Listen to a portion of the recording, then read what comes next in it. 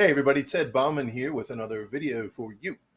Today I'm going to do a brief video on the subject of preferred shares. Now the reason I'm doing that is because I have another video that I've just recorded with a gentleman named Jay Hatfield from InfraCap, which is a company that manages exchange traded funds that concentrate partially on preferred shares. And so I thought before I do that video, let me just do this one just to give you a brief background on preferreds for those of you who are not familiar with them. Now, you've probably heard the term, and for those of you who know all about them, you can just stop here and come back and see my video with Jay. But for those of you who are not clear about what preferreds are, here's the story. Basically, preferred shares are a hybrid of equity and credit. Now, here's a chart that shows the typical capital structure of companies that issue preferred shares, or really any kind of company. Now, as you can see at the very bottom of the capital structure is common equity. Now, common equity is the shares that people hold in a company. And remember, that's not debt. That is equity. That's ownership. So common equity, in the case of a liquidation or bankruptcy, is the last thing that gets paid off. So if a company goes bankrupt, the secured debt holders get paid first, then unsecured debt holders, then unsecured subordinate debt holders, and then preferred equity. Now, the reason why preferred equity is ahead of common equity is that it is styled as partially a form of credit. Now, what companies do when they issue preferred equity is simply they create shares that trade on the stock market. They're usually issued for a standard price, almost always $25 a share, and then they come with a yield. Now, typically what a company will do is price the shares to be competitive with corporate debt, but a little bit better than corporate debt. In other words, it's easier for a company to issue its own shares with, or preferred shares with, a yield than it is to go to the debt markets and borrow money, because they can issue them with a yield which is slightly below what they might pay on the credit markets. And then they don't have to go through the whole process of negotiating credit deals and all of that. Now, the companies that issue preferred shares are not dodgy companies. In fact, over 50% of the preferred shares issues on the US stock market are issued by financial companies, typically by big financial companies like JP Morgan, Bank of America, Morgan Stanley, all these other kinds of companies that essentially use it to raise capital. Now, remember that it's a form of equity and also a form of debt. So when they issue it, it's usually a callable share. Now, a callable share means that the preferred stock can be paid off at some point in the future, typically no sooner than 5 years after it's issued. Now, the coupon price of a share that's issued is typically $25 a share, and the redemption price when the company decides to call in its preferred shares is also $25 a share. Now, that provides two opportunities for savvy investors. One is that you can buy the preferred share, let's say you buy it at $25 a share. Now, it's got a yield that is going to give you income every quarter between now and when the share is called. And you can calculate what's known as the yield to call based on how much income you're going to get against that coupon.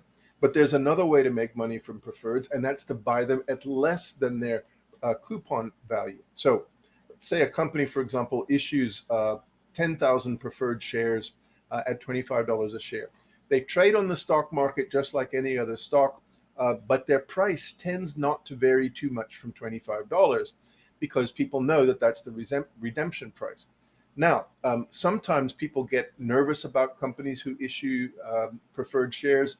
We saw during the great financial crisis and during the COVID crisis that people dumped shares in order to go to cash, and oftentimes they were selling for less than $20 a share. Now, if you buy a preferred share at, let's say, $20 and it's callable at 25, then immediately you're looking at a 25% guaranteed gain when that share is called. Now, there's always the vague possibility that a preferred share, the company might go bankrupt and not be able to pay you. But here's a chart that shows the track record of preferred shares vis-a-vis other forms of debt. As you can see, preferred shares have an extremely low default rate of about 0.3%. U.S. investment grade bonds, which is the highest form of credit, defaults at about 0.1%, whereas the high yield bonds, in other words, riskier junk bonds, default at about 4%. So preferred shares are much closer to the best kind of debt that you can get.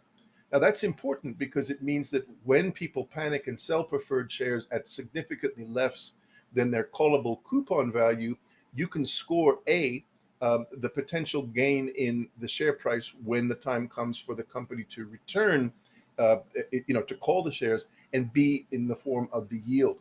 Now, yields on preferred shares can be all over the place. They can go, anywhere from 2.5% normally up to 7.5%, even 8%. I've seen some that traded around 8%. But remember, the whole point of preferred shares is to be able to raise money more economically, if you like, than going to debt markets. So the higher the guaranteed yield generally, the riskier you could regard the preferred. But, again, the default rate on preferred is extremely low. Now, when you take into account the relationship between those two things, i.e. the price of a preferred share and its coupon, you get what's known as basically yield to call value. Now, here's a chart that shows yield to call. Yield to call is essentially the total gain that you would expect to get on the asset at the time that the share is called in. In other words, when the preferred share is called in by the company. Now, right now, if you hold U.S. Treasury index bonds, you can get a yield to call of about 4.13%. U.S. corporate high yield debt, which is basically junk bonds, will give you a much bigger yield of about 9.7%. But remember, that's far riskier than U.S. Treasury bonds because they're junk bonds. U.S. corporate investment grade debt will get you about 5.7%. But look at the U.S. preferred stocks. That's the average of all of them. Right now, the yield to call value of the average preferred share in the United States is about a little over 6.7%. Now, what that means effectively is that the combination of the appreciation in the value of the share back to its call price of $25 plus its yield will give you an average return of about 6.7%. Now, that may not seem like a lot in the long run, but remember that's an annual yield to call, and that is significantly better, for example, than the stock market preferred last year or performed. The S&P 500 was down a little over 18% for the calendar year 2022. So if you got 6.7% on average, let's say, yield to call on your preferred shares, you did extremely well relative to the market. And that's precisely why I like these stocks. Now, in a couple of days, I'm going to be releasing a video with Jay Hatfield from InfraCap Advisors, where he's going to talk about how his company invests in preferred shares through exchange-traded funds and does so in a way that allows him to manage which ones they hold, because it's an actively managed ETF. So they can buy into underpriced, mispriced preferred shares, buy them at low values. I mean, he told me that they bought some preferred shares back in the great financial crisis at only about $6 a share compared to a $25 call coupon. And they held them until they got back up to $25 and made millions upon millions of dollars doing so. So what Jay's company does is to do all this for you so you don't have to.